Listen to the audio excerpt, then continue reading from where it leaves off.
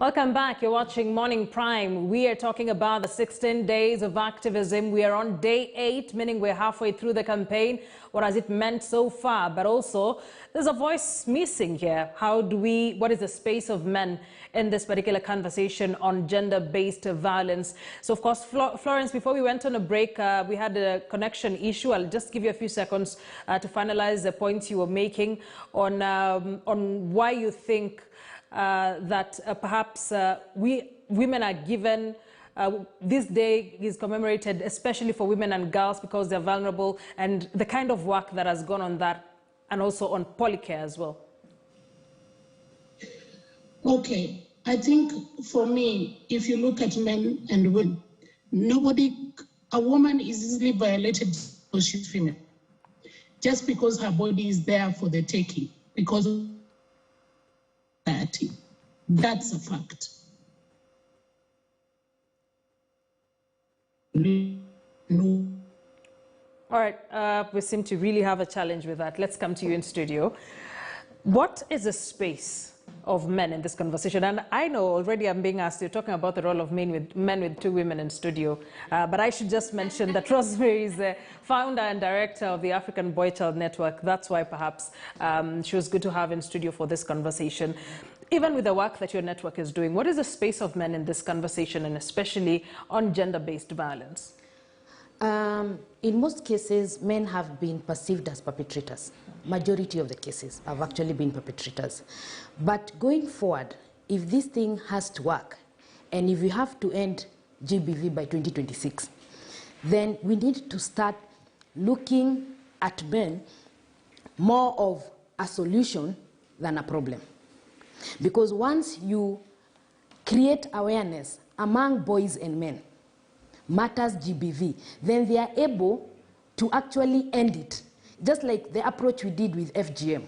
Remember, initially, there was a lot of campaign against FGM, and you'd talk to women and girls. Mm-hmm. But when people started approaching the boys and men in those particular communities, FGM is being eradicated. Mm-hmm. And the results are actually very impressive. It's the same thing we need to do with GBV. Mm-hmm. But we also need to realize that FGM was probably focused on girls and women.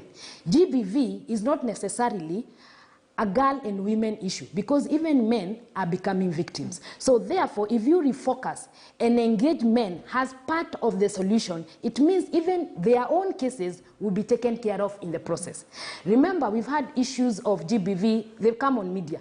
And it's always like fun. We had a case the other time when a lady chopped a man's manhood because it's not functioning. Mm. And the society took it as a joke. Actually, people were laughing about it. And it's not the first case that we've had people make jokes about it. So it therefore means, as much as we want to engage men, we also need to understand they are also victims, and the same care and affection is supposed to be shown towards them. So for me, it needs to come out from the women girl and attack this to be a social issue, a social ill that needs societal support. So what I'm getting from you this morning is we are getting this wrong in terms of the approach. Is that what you're saying? We are getting it wrong. And the other thing is that GBV is not something that comes in the morning. You don't start violating your wife from nowhere. You do not start violating your husband from nowhere. It comes from somewhere. We have a lot of problems in this country. Poverty, mental health.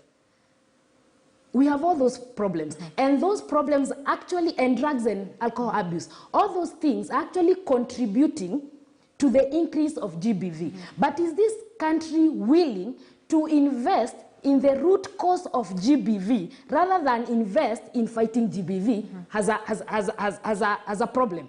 Because a lot of people, if you look at all the statistics, he came home drunk. You understand? He lost his job. Those are some of the reasons you'll always see. It has started since he lost his job. So it therefore means by the time a man violates, there's somewhere he's coming from. But the risk of that, sorry to cut you short, the risk of that is to remove blame from the perpetrator. You can say that. But if you want to solve a solution, you actually attack it from the roots. Yesterday, I don't know whether it's yesterday or the day before yesterday, the president was talking about teen pregnancy and stuff, and he was saying that if you're tired, get someone else who is of your age. And there's something that he said, that even if we took them to prison, there's something that he mentioned about prison. Because at the end of the day, that even the perpetrators will go to prison. Then what? When they go to prison, you and me are actually paying tax to feed them 3 times in a day. Okay. It's huge budget. Okay. So at the end of the day, what I'm trying to say, what are the root causes of GBV? Is this government willing to be honest? Because they've not been honest in sorting out unemployment, in putting money into mental health. Are they willing to do that? And even with those issues, and just because I want a lot of clarity here for our audience who's watching, let's take for instance sexual violence, rape, defilement. Going with your analogy that say a girl, a woman, babies are also defiled. This has happened to them. And then your argument is, let's start questioning, why did they do this? Were they drunk? Have they lost their job? Is there a root cause to it? How does that look from where you sit? Let me put it this way. One is that when you address anything from the root, you have solved it. Because if a man or whoever, an adult, defines a young person, what happens normally? That person is taken to court and goes to prison. You understand? They go to prison because, I mean, there's nothing else after that. It's done. The following day, someone else does the same, goes to court and goes to prison. But does that make it better? Because the child is already defiled. The future is already messed. So are you solving a problem? Because at the end of the day, these 2 people will go to prison. You and me with your pay, you still paying taxes to feed them. Let's talk to Florence on this. Such alternative views here from Rosemary. First, she says the approach is wrong, that we are not involving boys and men in this conversation at all, and perhaps we need to reroute that. And also the question of, are we solving the right thing? That's what she's questioning this morning. Are we solving the right thing, even as we continue with this campaign and this conversation? Your thoughts? Everything done has consequences. So going to jail is a must. What we should be asking ourselves is, what are we doing for the survivors of gender-based violence, whether they're boys or girls? What are we doing for their future? What are we doing for their psychological well-being? Because it is trauma for life. For the perpetrator, going to prison is just one way. Because if we say we won't take them to prison because they've already defiled, then what are we saying? For me, it is important then we invest some more. And having a multi-pronged approach, while we are talking to the men, while we are supporting the survivors, we are also checking on what is the root cause and eliminating. But we cannot excuse sexual violence. We cannot excuse violence because they were drunk, because they were whatever it is. That, for me, is shifting the blame and telling the survivor, oh, sorry, if he was not drunk, he would not have done this. There are many cases of people who have not used substances, who are not mentally ill, and mental illness is one way that society uses to deflate when a violation has happened. So for me, prison is a must. Even the Bible says you will have consequences for your sin. Are there any risks? Sorry to cut you short, Florence. Are there any risks then? Because you talk about shifting blame. Are there any risks? What are the risks in that? The risk is people won't report, because we've always shifted the blame on the survivor. What were you wearing? You blame the woman when the child is raped. Where were you? And I remember one day, the head of state asked a woman whose children were violated, and she ran away because she was being beaten by the husband, that where was she? And that's the wrong thing to ask, because she ran away to save her life. Unfortunately, she couldn't run with the children. The man ended up violating the children, and we were blaming the woman for the children being violated, not the perpetrator. And we ran the risk of making the perpetrator feel, yes, it was not my fault. It was somebody. We seem to have lost that again. Florence, we seem to not be very lucky this morning, but I'll let her finish her point. I've seen you disagree with her from your facial expressions. We are not shifting blame. The fact that I said the perpetrator should go through a court system, which they should 100%. But what I'm saying, the reason why you take insurance is because in that eventuality, for when that happens, you know you are covered. What we are focusing on is we are waiting, it's like we are waiting for it to happen so that we take care of the victim. You understand? We are waiting for it to happen so that we take care of the victim and the perpetrator goes to jail. What is it that we can do to make sure it does not happen? You understand what I'm saying? What are we doing? I'll give you a good example.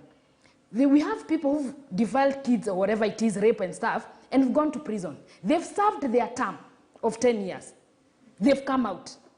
We do not have specific programs for people, for ex-offenders who might have defiled, they've served their term, they've come back. We do not have any specific programs for these guys to reintegrate them back to society. So this guy comes out, defiles again, and goes back. So are we preventing? We are not. We are waiting for it to happen. We take the perpetrator to court, and we take care of the victim with taxes. All right.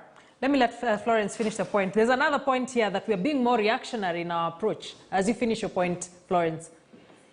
Well, I hope the internet will help. I hope so. I really need you to make your point now. So, for me, I keep on saying multi-pronged approach, meaning you will work on prevention even as you're working with deterrent measures, even as you're prosecuting. You can't be one-way track. You have to do all those together. We have pushed for safe spaces in schools. There's a policy in Magoha's desk, which he needs to implement, which will allow children who risk to say before things happen, because we are trying to take care of the most vulnerable. So that is critical. While I agree that we need to have other issues to deal with perpetrators, we definitely need to focus on prevention, but that prevention is already in the system. Having laws in place is supposed to be a deterrent, but people still violate. But making sure that people who are vulnerable are protected. Having lights in the street is safe. Having matatus take responsibility for sexual harassment is critical to deter. So prevention, yes, but also we have to have deterrence. And also we have to invest in, unfortunately, the unfortunate cases that happen every day. But the biggest thing we need to do is dismantle patriarchy that thinks that a vulnerable person's body is theirs for anybody to take. That we need to dismantle. Until we do that, I don't care how many resources we'll put in for perpetrators, we will not solve this issue until we start seeing that everybody's life is critical, especially the most vulnerable. Rosemary has been very keen on the issue of preventing proactivity instead of reactionary. You've talked about the laws that are there that are a deterrent, but is there more we can do?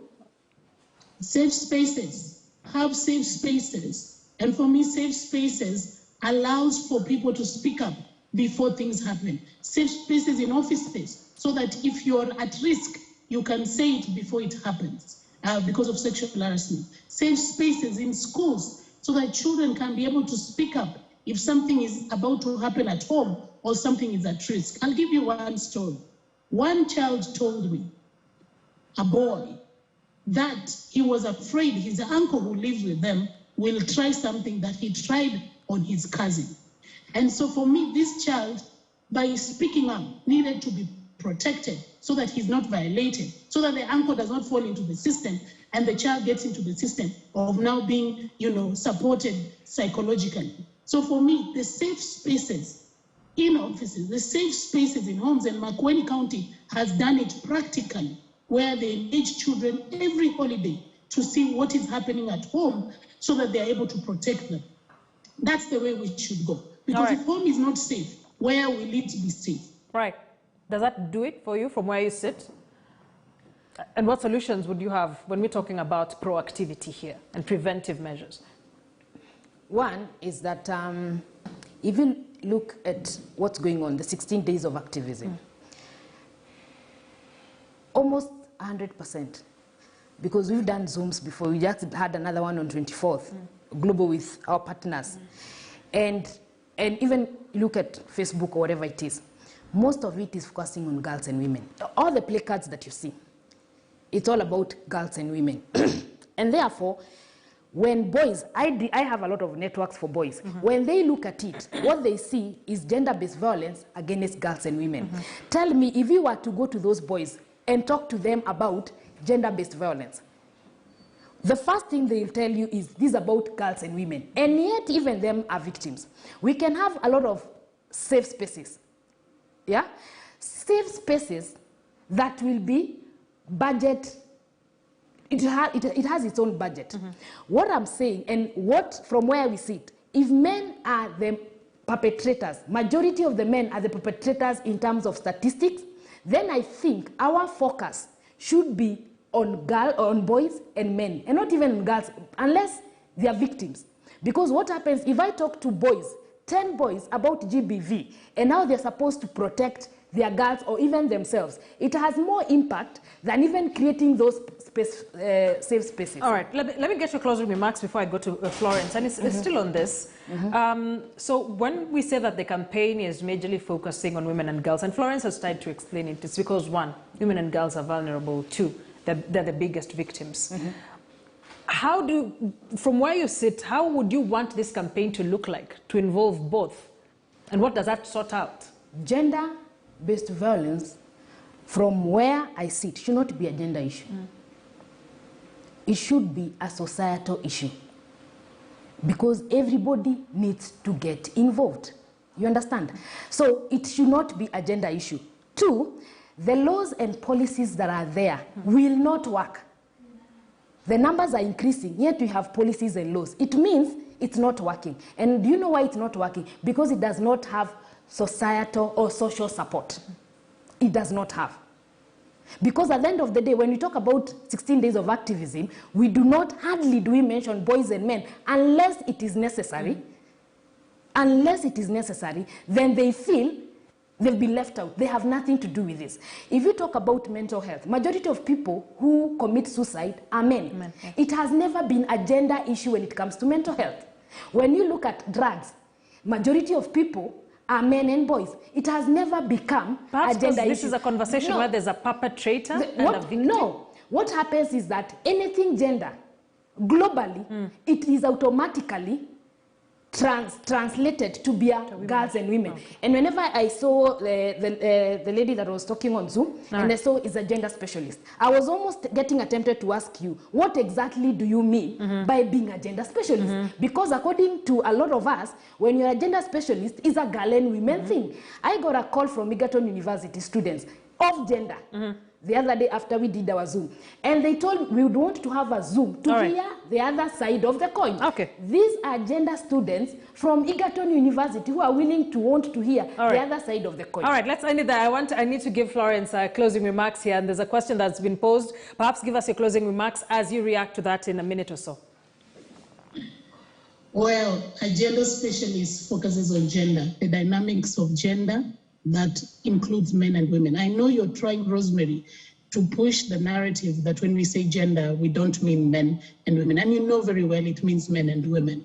The dynamics of GBV, unfortunately, have shown us that the challenge is definitely on women and children. And I keep on saying children because I am very aware, even the cases we received during the COVID season were from boys and girls. And so I've always said children. I've never categorized children to be boys and girls because when the violations occur, they cover both of them. Incest does not choose boy or girl, it's the same. So even at the 1195 number, the national number at the gender ministry focuses on children, and it will tell you that the children who are violated, the cases we received were more children than adults, more children than men and women. So for me, my focus has always been that when we look at gender dynamics, we see which negative gender dynamic then allows for perpetration to occurs. Let's deal with that one. And once we are able to deal with that one, how do we socialize our boys to get to a point where they feel a woman's body is theirs for the taking, or even get to the point of realizing I have this machoism, I need to violate my fellow boy in school. Right. So all these other things need to be looked into. Right. But separating, trying to say that the 16 days of activism Right. is only about gender, about women, it's completely false. Okay. I have been in campaigns this year itself on men, and especially working with men who engage men, because men are better placed to speak to men, and women are better placed to speak to women. All right. We'll have this conversation again. It's a conversation we'll keep having. We are only on day 8 of 16 days of activism, meaning we have 8 more days to go, but it does not end after this campaign. It's a conversation we'll keep having. Ladies, thank you very much for joining us this morning. Florence Machio joining us virtually as a regional advocacy and communication advisor at the Population Action International, and Rosemary Kinuthia with me here in studio is the Director, Africa Boy Child Network. Every Thursday, same time, same place, we'll be having a gender conversation on the table, so look out for the next topic and the next panelists next week on Thursday. Let's quickly take you through what we are following up on this morning. Kenya Airways says there will be no full pay for pilots. Raila Odinga, the ODM leader, is expected in Awendo, Migori. We're covering that for you also. The Kenya DRC trade meeting is currently underway in Kinshasa, perhaps looking at what will come out of that particular meeting. Any goodies for Kenya, we're waiting to see. The Africa-China summit is currently also ongoing in Dakar, Senegal. China has been making a lot of investments and a lot of inroads in Africa. What does this mean for us? We'll keep you posted on that. The Anti-Graft Week is also being launched in Isiolo by the EACC. And finally, bread prices shoot up as cost of wheat rises. Again, speaking to the cost of living. These are just some of the top stories we're following up on for you this morning. I'll be coming up next with News Diary, just speaking to our reporters across the country on what we are following up on in the newsroom. Thank you for joining us. I am Akisa Wandera. See you shortly. Good morning.